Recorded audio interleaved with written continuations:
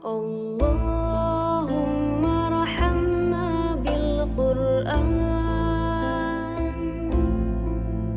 waj'alhu lana imaman wa nuran. Bismillahirrahmanirrahim. Assalamualaikum warahmatullahi wabarakatuh. Alhamdulillah wassalatu wassalamu ala rasulillah wa ala alihi wa sahbihi wa ala alihi. Bapak-bapak yang saya hormati, saya muliakan, alhamdulillah atas izin Allah kita kembali dipertemukan di sore hari ini. Mudah-mudahan ini menjadi satu bagian dari komitmen kita mendidik anak-anak kita dengan memperbaiki diri kita masing-masing, karena segala sesuatu perbaikan di sekitar kita itu senantiasa diawali dari diri kita sebagai pribadi. Mudah-mudahan Allah Subhanahu wa Ta'ala meridhoi dan menjadikan pemberat timbangan amal ketika menghadap Allah Subhanahu wa Ta'ala.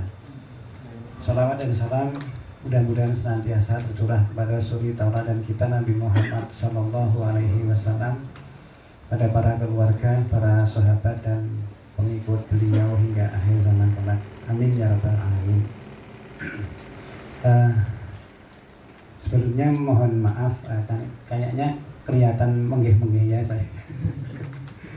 Ini dari tiba-tiba dari Karanganyar metok, anak wedok tadi berangkatnya habis subuh ya, jam 5, tapi sampai rumahnya baru saja terus ke sini karena ada titipan temannya anak yang di Sleman, jadi saya ngantarkan ke Sleman dulu baru pulang. Alhamdulillah kecandar. Bapak sekalian, untuk materi kita pada sore hari ini adalah masih melanjutkan materi yang kemarin. Cuma ada beberapa tambahan yang mungkin belum sempat dicetak ya, karena juga saya ngirimnya barusan jadi sampai rumah buka laptop kemudian convert ke PDF lalu saya kirimkan. Ada di grup ya dalam bentuk file. Mungkin sambil bisa disimak di situ. Jadi materi kita pada kesempatan sore hari ini adalah salah satu metode untuk kita dalam menjaga fitrah anak-anak kita. Pada pertemuan yang lalu secara umum kita menyampaikan metode Rasulullah dalam mendidik para sahabat. Nah, kalau kita itu ingin berhasil dalam mendidik anak-anak kita, maka role modelnya itu sudah ada. Ya. Contoh hidup ya, yang itu tidak mungkin salah dan aplikasinya tidak mungkin keliru. Hanya Islamlah yang memiliki konsep sekaligus memiliki contoh praksisnya. Ya. Jadi kalau di dalam Islam itu ada konsepnya dari Al-Quran dan Sunnah, maka contohnya ada di diri Rasulullah Sallallahu Alaihi Wasallam. Sosialisme, Marxisme ya, yang muncul itu tidak memiliki contoh secara praksis, atau manusianya nggak ada yang bisa memberi contoh. Entah itu Lenin, entah itu Karl Marx ya. Bahkan demokrasi pun juga demikian ya. Yang kita anut itu siapa yang bisa menjadi role model ya. Negara kapital dan seterusnya itu nggak ada ya. Cuma Islam yang memiliki satu contoh yang itu bisa kita teladani. Nah, maka pada pertemuan yang sebelumnya kita sampaikan metode mendidik ya,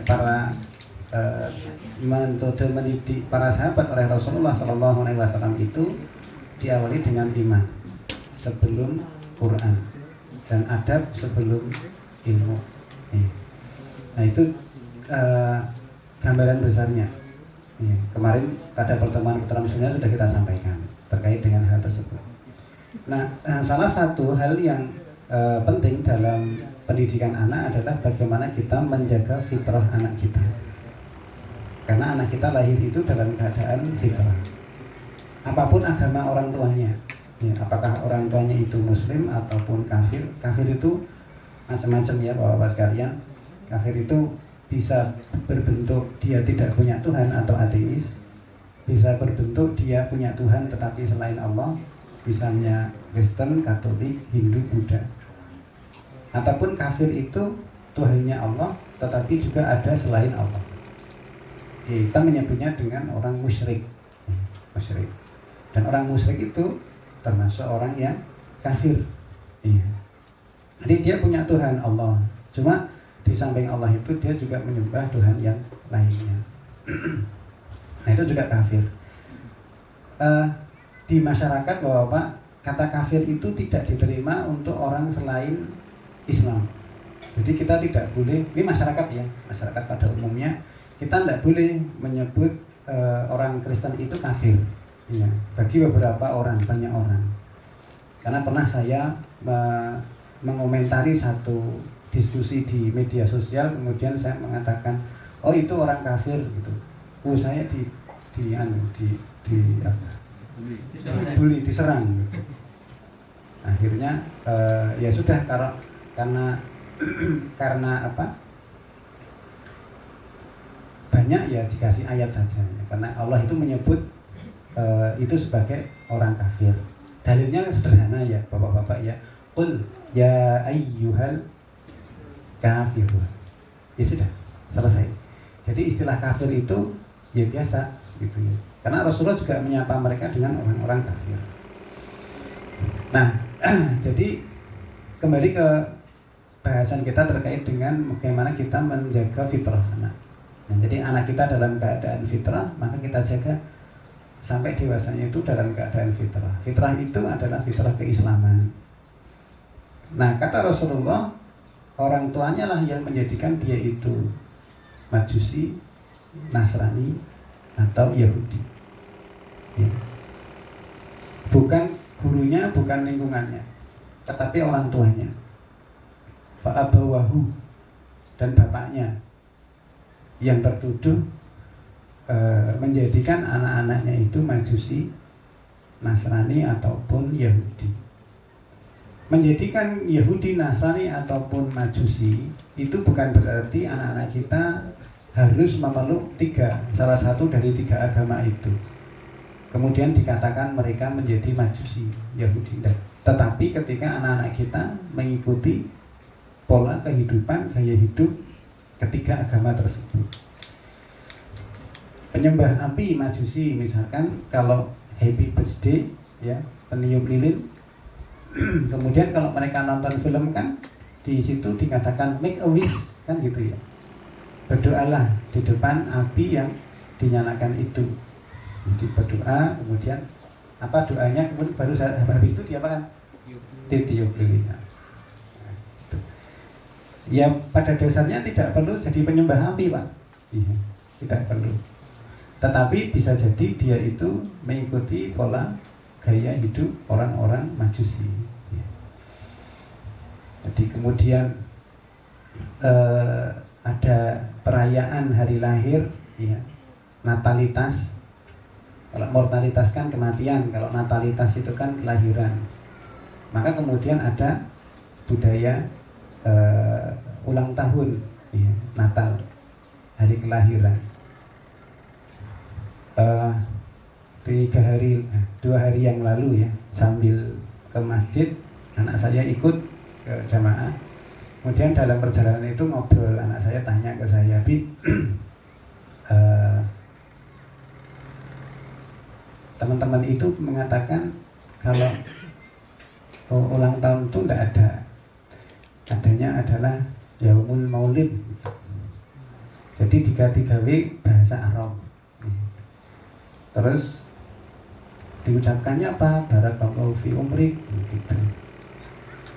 Jadi artinya apa? Yaitu ulang tahunnya gitu. Maksudnya tanggal lahir, ya. Kemudian anak saya tak tanya, tanggal lahirmu tanggal berapa? 7 Desember 2013.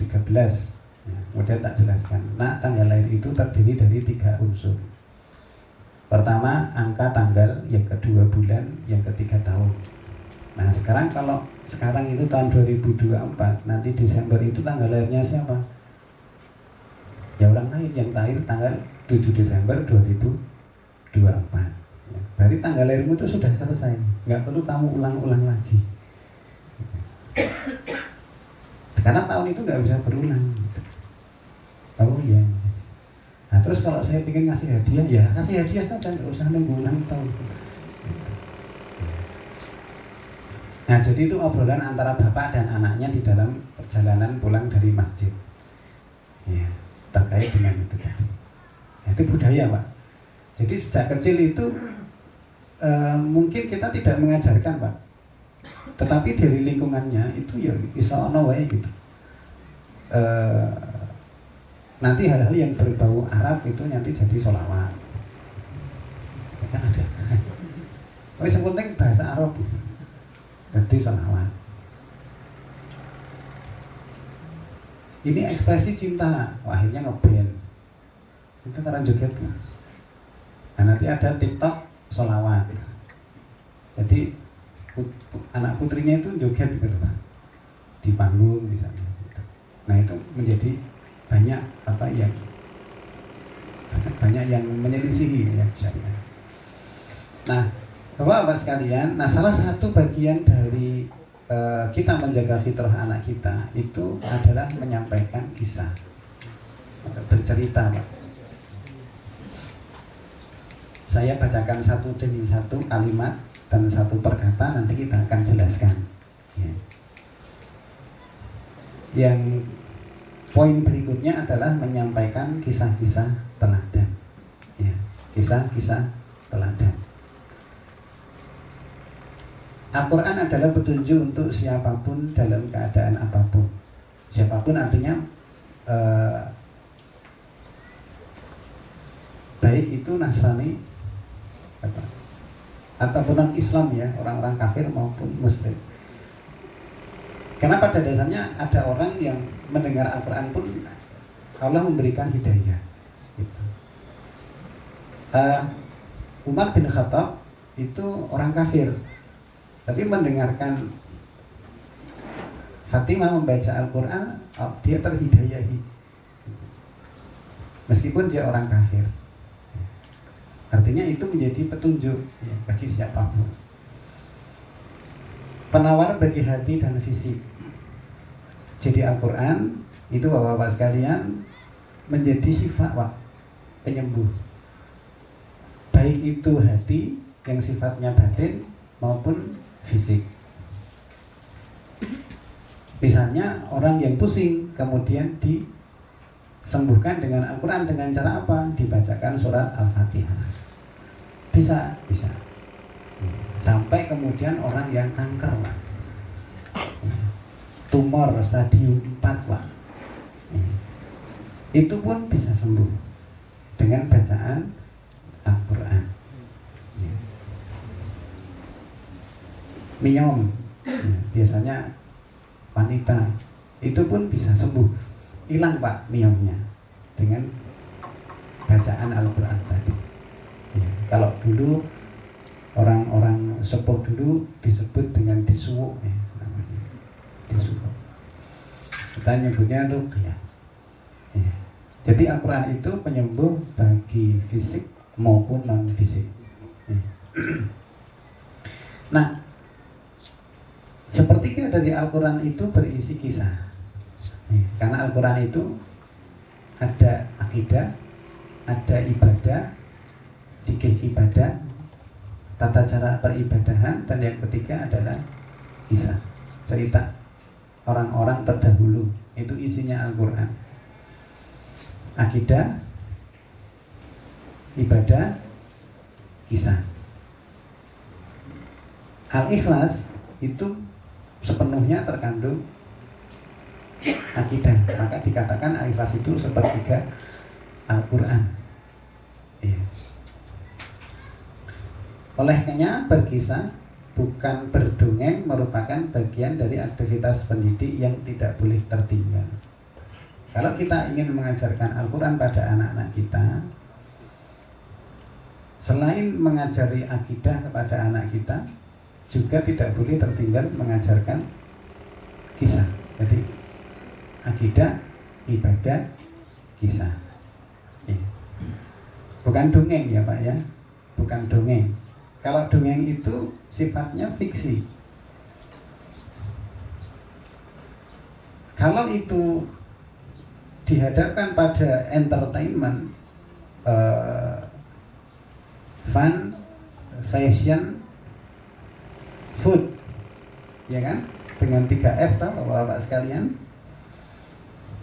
Food itu dengan bombardir makanan-makanan yang dari luar negeri, hamburger. Nggak nonton yang pasar?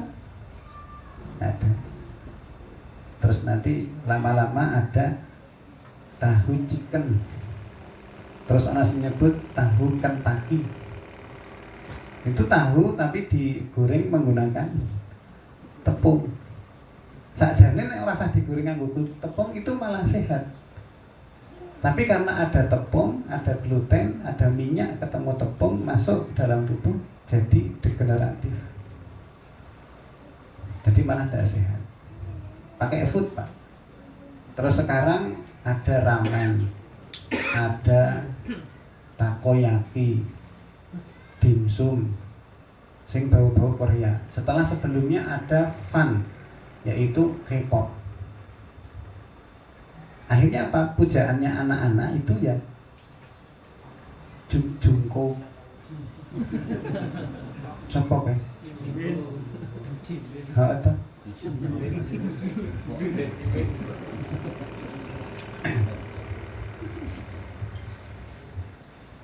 Yang SMP, SMA pun punya HP ya nanti wallpapernya artis Korea, casingnya fotonya artis Korea.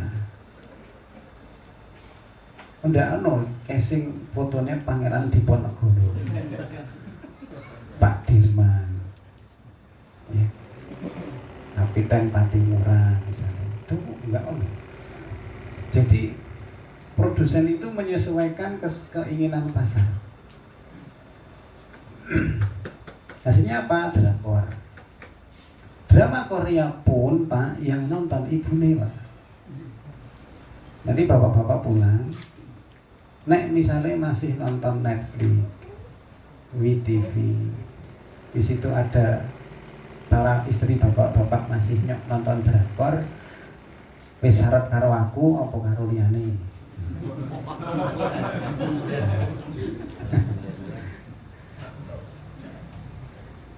Yaudah, tadi dinasihati. Ya. Nanti kalau angel ya nanti Ustazah Nur Latifah nantinya. Pokoknya nabung nyilih tangan. Kadang-kadang luwih manjur. Nah itu ditiru anak-anak kita. Ya. Fun, food, yang terakhir fashion. Wes jangan penampilan ini lupa. Muslim-muslimah itu kita itu tidak perlu mengikuti mode Pak. Ya. Tidak perlu mengikuti mode karena cara berpakaian itu sudah jelas.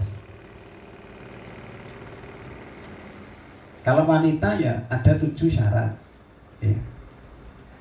Apa betul? Longgar, tebal, tidak berfungsi sebagai perhiasan, tidak ketat, tidak merupakan syuhroh, tidak menyerupai orang-orang kafir. Itu lali. Ya. Nah itu kalau para garwa bapak-bapak itu tindakan, nah itu dipentelengi dulu Pak sebelum berangkat. Cek, kayak checklist ya Pak. 1, longgar, cek. Oh, longgar. Kandel lagi, oh barang di Terawang tembus. Tidak terawang, tebal dan seterusnya. Nah itu ada, itu ilmunya ada Pak. Ya, ilmu tentang cara berpakaian. Ya. Karena wanita itu lebih harus ditutupi Pak Dan jangan sampai itu menjadi perhiasan tersendiri. Ya, pakaian itu fungsinya menutupi perhiasan ya Pak ya. Bukan malah pakaian menjadi perhiasan. Kok nanti ono jilbab ning gondure ono maware 5. Makruh wae. Jadi perhiasan tersendiri. Akibatnya apa Pak? Orang lain itu akan melihat istri kita Pak. Jadi ngelirik bojone dhewe tak diliriki Pak. Napa jenengan terima? Kalau ada kasus catcalling itu bahasanya sekarang gitu Pak. Nek biyen ki jenenge bajul. Hata aku dibajul liwat kono. Nah iki jenenge bajul ki catcalling itu. Kok dadi jenengan dadi Inggris ngono. Nek zaman biyen ya biasa kayak gitu tuh. Masa biasa itu ya gimana orang sing nganggo mesti wong wedok iki sing liwat ki pancen pengen dibajul gitu. Makanya kalau ada orang, saya kena catcalling ya, tanya dulu, pakaianmu bagaimana? Tindak tandukmu seperti apa? Perilakumu kayak apa? Pakai parfum yang merebak tidak? Nah itu tanya dulu. Kamu gimana? Saya pakai celana pendek sama kaos. Oh ya pantas, penjaluanmu di catcalling. Iya. Food, fun, food, fashion. Nah, fun itu salah satunya dengan movie, Pak. Dengan film. Iya. Ada 2 film yang saya identifikasi menjadi bagian kampanye LGBT. Iya. Pertama Power Rangers, yang kedua Marvel, Deadpool. Mungkin nggak tahu tapi itu film anak-anak ini, film anak-anak. Nah itu kita mesti hati-hati Pak ya, terkait dengan itu. Nah maka kita carinya itu kisah, bukan dongeng. Karena kisah itu fiktif, karangannya orang. Fiktif, karangannya orang. Nek boleh nggak tuh sakjane membuat satu perumpamaan fiktif untuk didik anak-anak kita. Dasarnya boleh Pak. Pada dasarnya boleh. Kalau bapak-bapak googling nanti lihat ada majalah Wildan Kinan Alkia, itu isinya beberapa kisah fiktif. Ya, tetapi itu digunakan untuk didik anak-anak. Ya. Nah, diutamakan kisah yang real ya, yang kisah itu. Ya. Pada masa usia awal kisah digunakan untuk membentuk pondasi keimanan. Kenapa kok seperti itu? Nanti alasannya ada di bawah. Al-Quran sejak Al-Fatihah hingga An-Nas berisi kisah-kisah yang beragam. Mulai kisah para nabi dan rasul seperti Nabi Adam. Ada kisahnya dalam Al-Quran. Bagaimana beliau diciptakan, malaikat tidak mau sujud. Jadi sujud itu bukan berarti nyembah ya Pak ya. Jadi dulu sujud itu bentuk penghormatan. Bentuk penghormatannya itu dengan sujud itu. Makanya iblis tidak mau, terus malaikat mau. Nah iblis tidak mau karena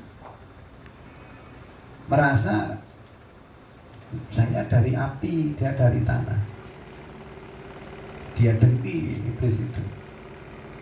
Jadi dosa yang muncul yang muncul awal-awal itu dosa wahid itu dengki dan sombong. Si iblis itu kan merasa saya itu dari api, Adam dari tanah. Jadi kesombongan itu biasanya muncul dari hal yang sifatnya fisik Pak. Ya, fisik. Kekayaan, jabatan. Nah, itu. Kisah Nabi Nuh yang pertemuan kemarin jadi pelarem kita. Kalau kita lihat anak-anak kita itu kok kayak gini ya gitu. Maka ingat-ingat Pak Nabi Nuh. Pak Nabi Nuh itu didik anaknya ratusan tahun Pak. Pun begitu anak anaknya tetap dalam keadaan kafir. Dalam akhir-akhir episodenya pun Nabi Nuh masih manggil anaknya, "Ger, ayo ini, ya bunaya irkam ma'ana, kesini nak." Dalam keadaan yang sangat genting pun Nabi Nuh masih noto bahasanya, Pak. Iya. Saking stabilnya emosinya Nabi Nuh. Nah, itu juga menunjukkan kalau seorang ayah itu punya emosi yang stabil. Maka bapak-bapak itu tidak akan pernah marah kalau istrinya itu marah. Iya, Pak. Betul tak, Pak? 1000 kata yang diucapkan istri itu sama kita ya cuma di SMI dong. Karena ditandui itu jeblok, Pak. Soyo itu, Pak. Baliknya nih bapakku pure. Iya, bisa itu. Ayo pegatan nek wani, pegatanan nangis. Ya. Nah, itu wanita biasa. Nabi Nuh yang menjadi kita bisa berkaca kalau mendidik anak itu butuh waktu yang sangat lama pun itu belum tentu kasil itu Nabi Nuh. Anaknya tetap kafir. Tapi nggak ada kok sejarah mengatakan Nabi Nuh gagal dalam mendidik anak. Wa anna sa'yahu saufa yura, dan sesungguhnya usahanya itu nanti akan diperlihatkan. Kemudian Nabi Hud, Salih, Ibrahim, bagaimana kita mengambil pelajaran Nabi Ibrahim yang mendidik Ismail sampai anaknya Ismail itu, kalau itu perintah Tuhanmu untuk menyembelih aku, yes, just do it. Nah, lakukan saja, Pak. Insya Allah engkau akan menemui saya sebagai orang yang sabar. Lah kalau usia belasan di sekitar kita itu, leh aku dikongkon Gusti nyembelih kowe. Wo iso sarok iku, Pak. Karo anake. Lho Pak, kowe iki kenapa iki? Kang selupan opo? Nah, arep ngono, ayo. Wah.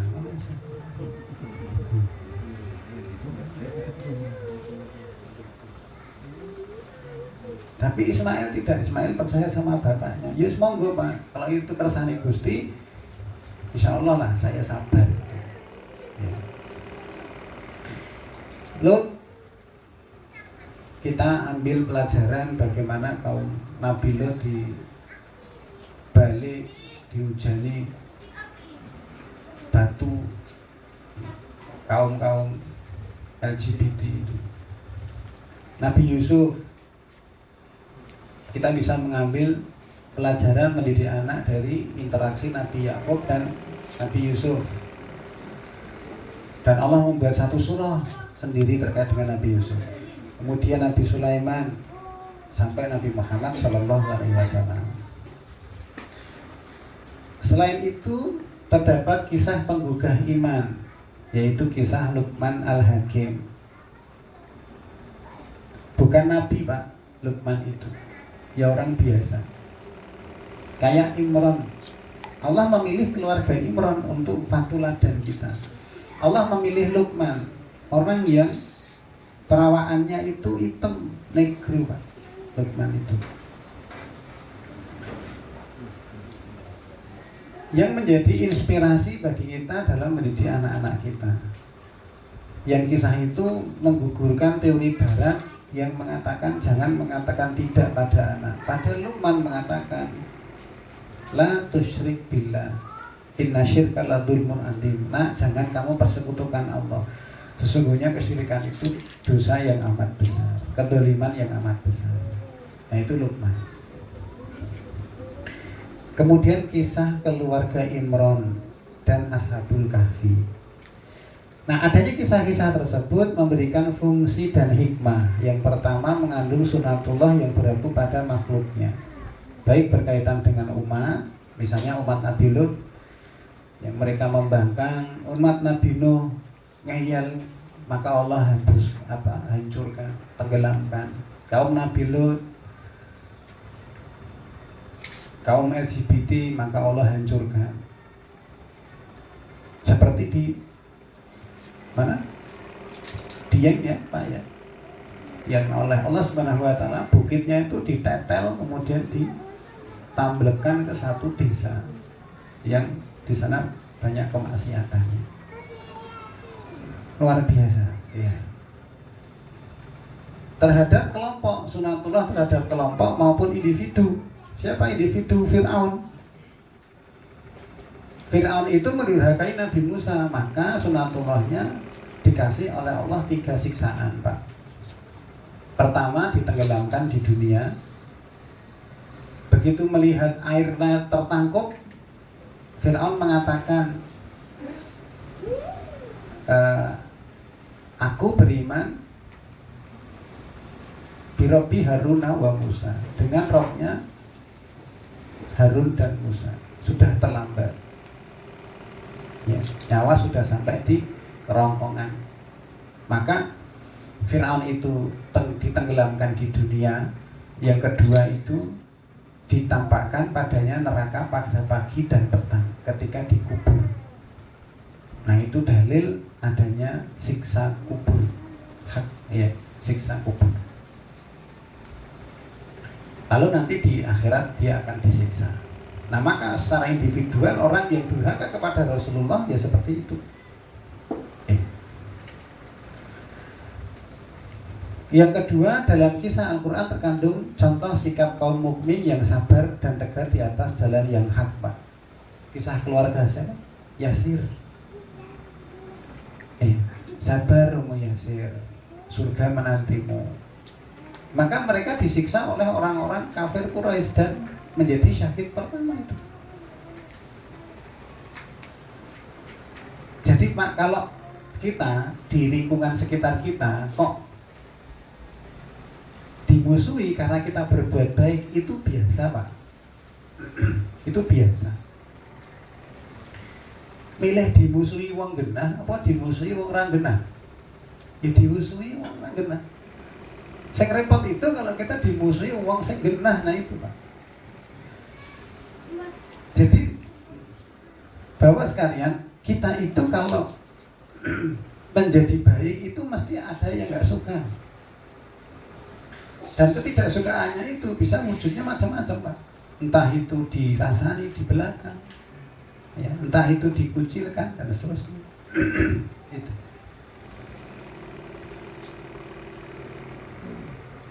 Wong penampilan saja, kita berpenampilan nggak ngapa-ngapain saja itu orang itu ora seneng kok Pak.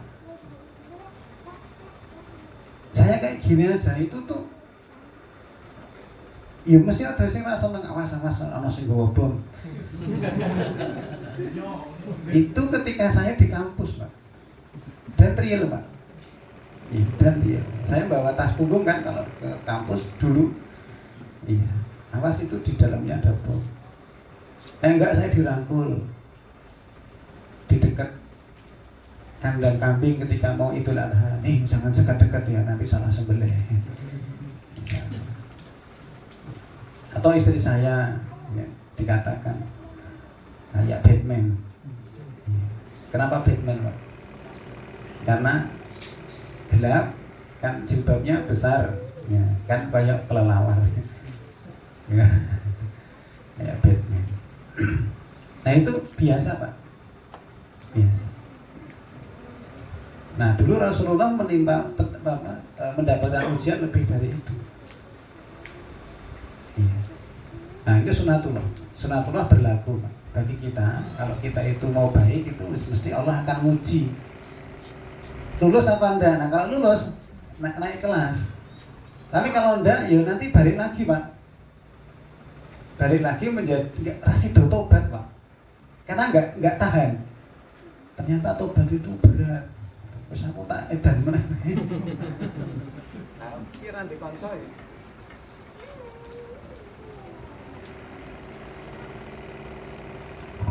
Iya. Jadi tersiksa karena enggak punya teman, dijodak keluarganya, nah itu biasa. Biasa. Iya. Kemudian ya gini, yang penting kita itu tetap Serawung itu nyatanya saya jadi ketua RT Pak di rumah Pak. Iya Pak. Neng, ketika ada hal-hal yang tidak saya sepakati ya saya nggak datang dan tidak mau urunan. Iki gue ngomong lomba anak-anak otak uruni. Iya.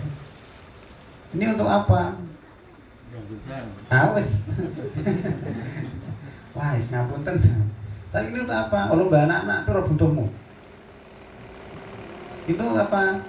Jalan sehat. Oh, segini, gas. Surprise tak sediakan. Nah, gitu. Artinya masyarakat tahu, oh ini sakjane iki ora pelit. Ora udil. Ming papan panggonane ini milih gitu. Ya. Rondo ya tetap rondo. Ning liyane itu nek misalnya saya sepakat ya saya datang. Ya. Kerakatan ya akhirnya ya tetap jadi maca doa kok Pak. Siapa sing maca doa Pak Nugroho? Ya. Kemudian kisah dalam Al-Quran terdapat keterangan tentang manusia dan kecongkaannya terhadap harta dan kedudukan. Siapa Pak? Harta Korun, makanya hartanya nama harta karun. Rumongso iso Pak Korun itu. Oh ini karena saya ini. Kemudian di kisah dalam Al-Quran terdapat hakikat ilmiah yang berhubungan dengan alam semesta. Ya misalkan di surat Al-Kahfi terkait dengan kebun, ya dan seterusnya banyak Pak. Kemudian kisah dapat meneguhkan hati manusia. Kemudian yang F, kisah mengandung penjelasan metode-metode yang harus ditempuh oleh para dai. Nah ini ada abot yang nomor F itu Pak, bukan untuk biasanya untuk aktivis dakwah. Misalnya Pak, Rasulullah pernah ditawari oleh orang-orang musyrik Quraisy, Muhammad, hentikan dakwahmu ya.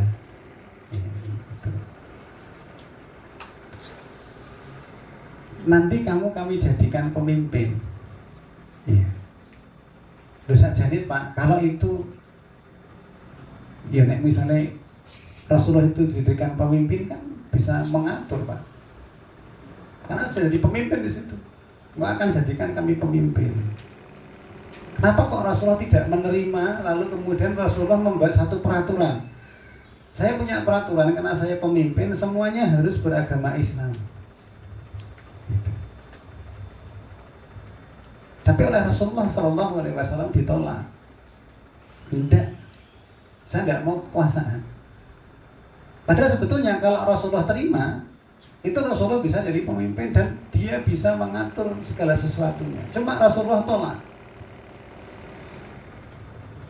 Apa yang ditempuh oleh Rasulullah SAW? Beliau membangun manusia itu per individu, mulai dari aspek keimanannya. Maka perhatikan Pak, ketika Rasulullah mendakwahkan akidah keimanan di Makkah selama 13 tahun,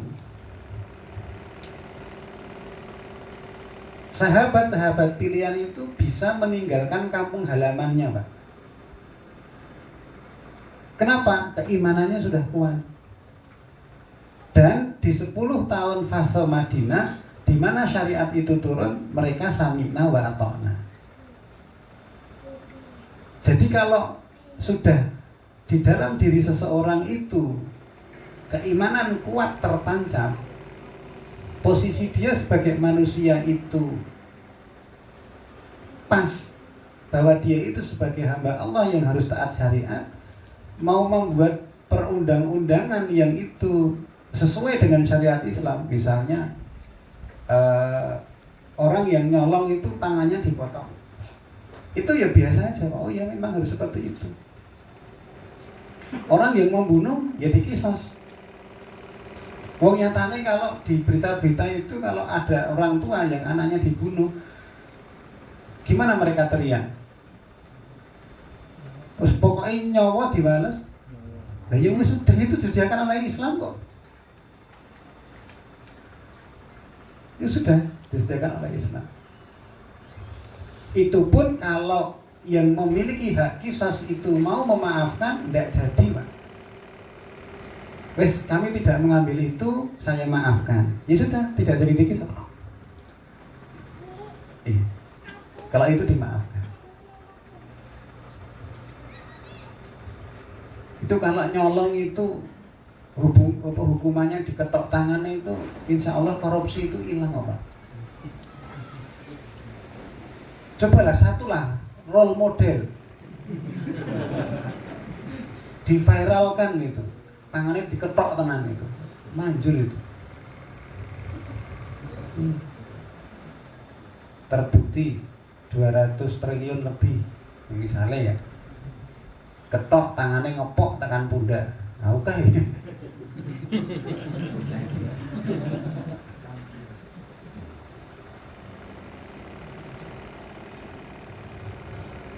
Lah wong sing golek suluh ning alas malah di penjara. Nah itu. Ya. Maka itu di dalam kisah itu ada hal semacam itu. Ada metode yang bisa kita tempuh.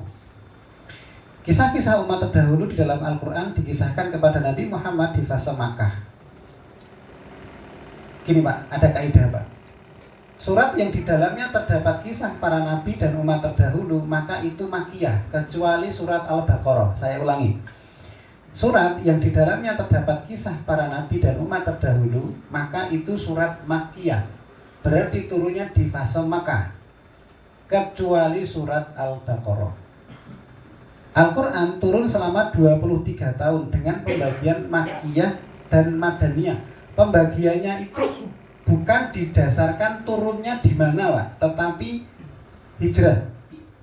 Fase sebelum hijrah dan fase setelah hijrah. Nah, itu maksudnya fase Makkiyah Madaniyah, bukan turunnya di mana. Ya, bukan turunnya di mana, tetapi batasnya itu hijrah. Jadi kalau ayat sebelum hijrah itu Makkiyah, setelah hijrah itu Madaniyah. Meskipun nanti turunnya di Makkah. Iya. Nah, sementara Al-Quran turun di Makkah daripada Al-Quran lebih lama turun di Makkah daripada Madinah, dan semua kisah umat terdahulu turun di Makkah. Sementara Pak, di Makkah periode Makkiyah itu adalah periode penanaman tauhid. Maka itu menunjukkan betapa besarnya peranan kisah dalam kita menanamkan tauhid kepada anak-anak kita. Nah, kalau sudah seperti ini, berarti kita perlu berhitung Pak dengan diri kita. Harus mulai menguasai kisah Pak. Ya, harus mulai menguasai kisah untuk para orang tua. Ya, jam 5. Ya, sedikit lagi. Kemudian yang kedua, apakah itu kisah? Dalam bahasa Arab, kisah itu berarti berita yang direwayatkan dan diceritakan. Allah berfirman di surat Hud ayat 100, "Dzalika min anba'il qura naqussuhu 'alaika minha qa'imun wa hisu." Wa hasid. Itu adalah sebagian berita tentang negeri-negeri yang telah dibinasakan yang kami ceritakan kepadamu, wahai Muhammad. Di sebagian negeri-negeri itu masih berdiri peninggalan-peninggalannya, dan ada pula yang telah musnah. Dzalika min anba'i. Dikatakan anba itu maksudnya berita Pak, yang besar. Surat An-Naba itu artinya berita besar.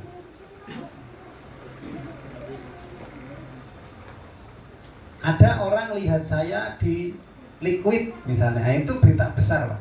Tahu Liquid nggak Pak? Ada yang nggak tahu soal Liquid Pak? Liquid ini diskotek Pak. Nah, itu berita besar. Ya, Naba bukan khobar. Maka suratnya An-Naba. Ya, berita yang besar. Nah, di situ dikatakan nakusuhu, kami ceritakan kepadamu.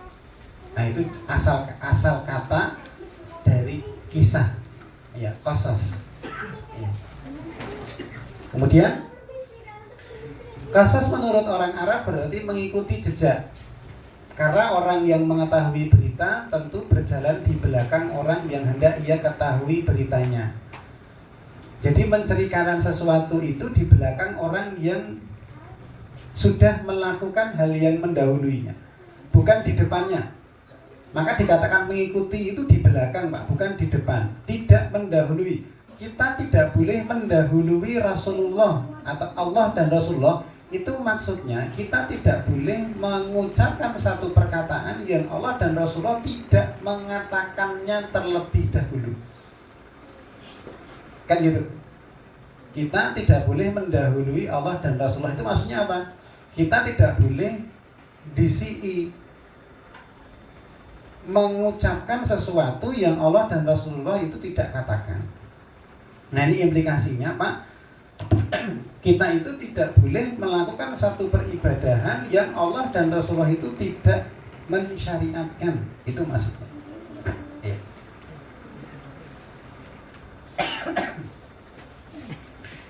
Karena orang yang mengetahui berita tentu berjalan di belakang orang yang hendak ia ketahui beritanya dan meniti jejaknya sampai ke tempat orang tersebut berada.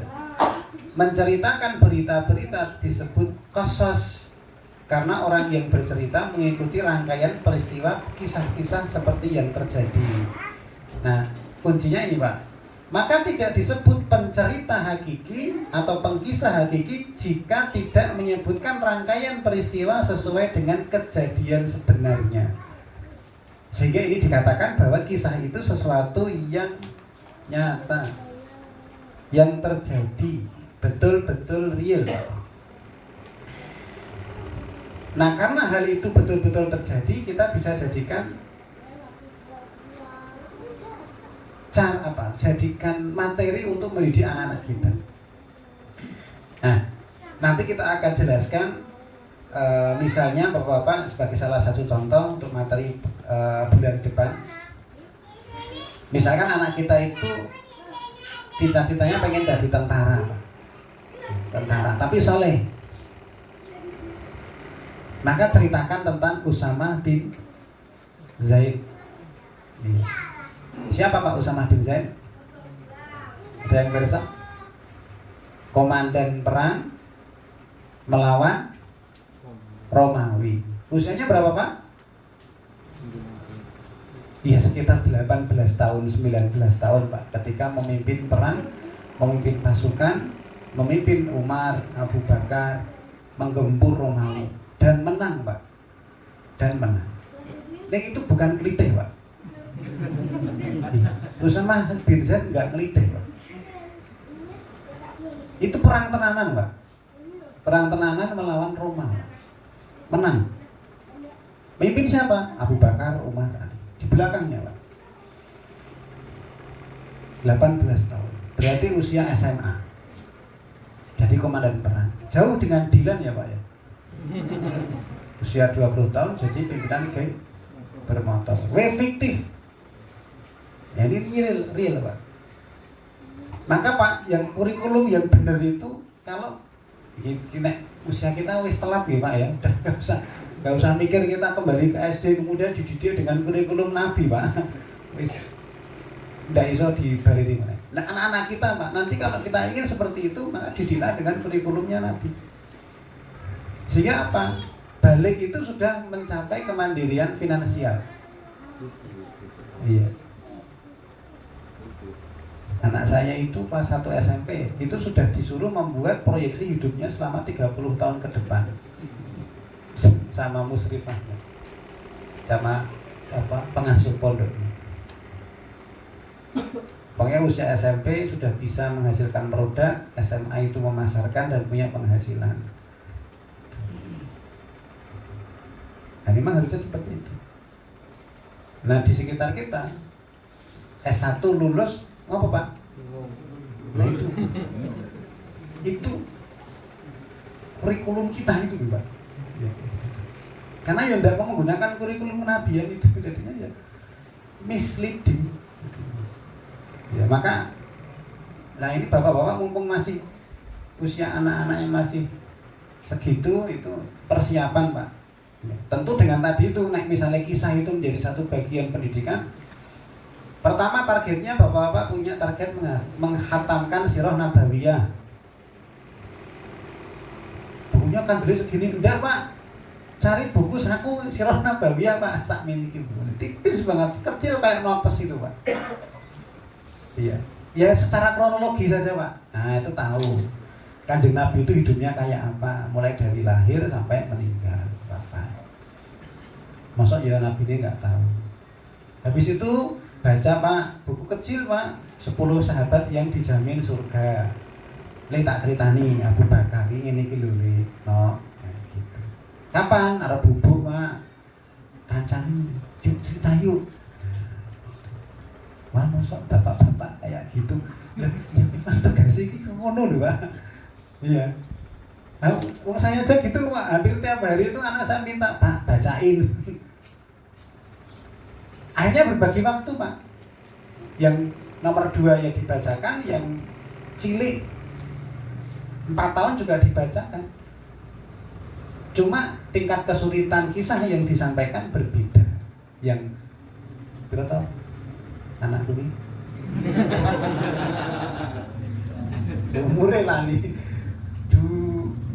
10 pak, kira-kira ya pak. 10 tahunan ya, 11 tahunan, yang satu itu kakek itu berarti yang 4 tahunan. Nah itu, jadi masa saya kok jadi kayak guru, ya gitu pak. Apalagi putri pak, ya ini pesan yang punya anak putri, beri mereka cinta pak, agar mereka nggak nyari cinta di luar pak. Ya, pokoknya yang penting anak putri itu pak, sampai Rasulullah itu sing sokoh duwe anak putri telu terus dididik dengan baik, oh, surga itu pak. Kenapa sukar mendidik anak putri itu pak? Nah maka itu semuanya itu dibingkai mulai dari kita. Ibda binafsika, mulai dari diri kita. Nah sekarang itu tadi ya PR-nya ya pak ya, belajar Sirah Nabawiyah. Anda ya dari YouTube.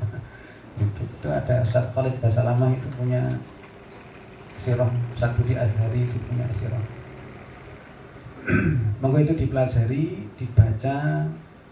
Nah kemudian nanti bagaimana kita sampaikan kepada anak-anak kita, biar anak kita itu patuladannya itu ngena pas. Iya. Diselingi pak kisah Pak Dirman yang beliau itu nggak tanda tahajudnya, berjihad. Pakai katanya berjihad ya pak ya, itu pak. Ya. Oke, mudah-mudahan bermanfaat. Ya, seperti itu yang bisa saya sampaikan. Mohon maaf sampai 5 lebih ini. Wassalamualaikum warahmatullahi wabarakatuh.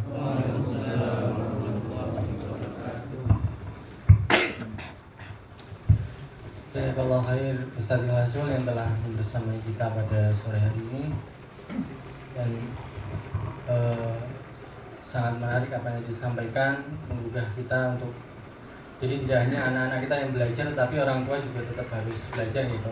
Meskipun tadi kalau Ustaz sampaikan wis tua wis telat gitu ya, tapi setidaknya untuk membersamai anak-anak kita gitu. Dan mungkin apakah mungkin ada sesi tanya jawab Ustaz? Satu saja mungkin ada bapak-bapak yang bertanya. Oh, gratis loh. Ya, kalau sudah tidak ada ya tidak apa-apa, karena juga Ustaz baru mundur dari Karanganyar dan waktu itu. Oh, iya. Oke, bismillah. Ustaz, ini mungkin nanya Ustaz sedikit tentang tadi kan masuk bapak-bapak nyeritani anaknya sebelum tidur. Nah, kalau misalkan itu digantikan dengan kita menayangkan film atau YouTube yang kita beli untuk anak-anak itu gimana? Biasanya bapak-bapak kan nyari simpelnya gitu. Iya, benar Ustaz.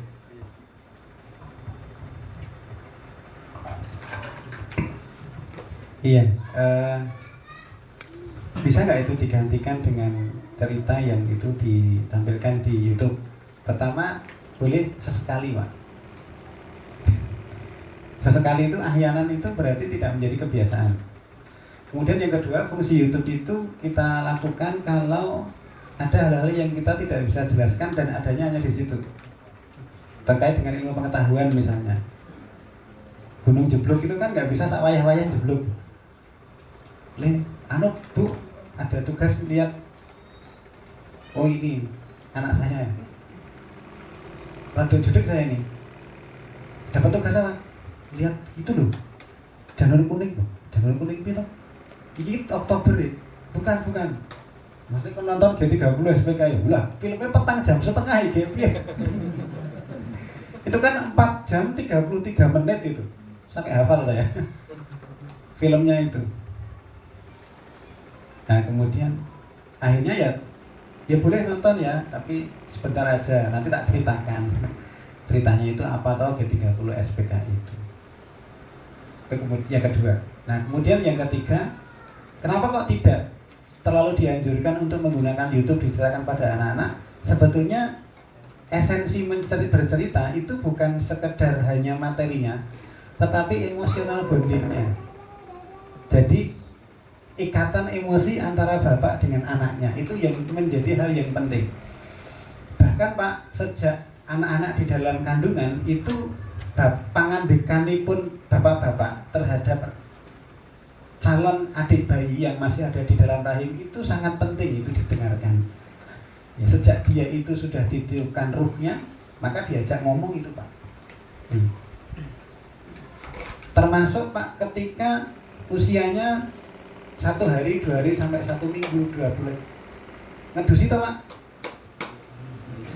Ya. Usia 1 minggu dimandikan bapak-bapak juga ya? Ya. Nah itu kan bapak-bapak harus rewet. Banyak memuji anak atau mendoakan anak, memperdengarkan kalimat-kalimat thayyibah di situ. Terus ketika mereka sudah mulai paham, nah emosional bondingnya itu diikat dengan meluangkan waktu untuk bersama anak-anak sebelum tidur. Saya lupa ya, alfa apa beta, apa gamma, apa yang di otaknya anaknya kata psikolog. Itu sebelum tidur itu saat yang paling nyaman untuk mememorize, untuk mengingat. Nah maka ketika dia tidur, yang dibawa ingatannya adalah kecintaan anak, kecintaan ayah terhadap dirinya, maka itu akan terekam terus, lebih kuat terekam.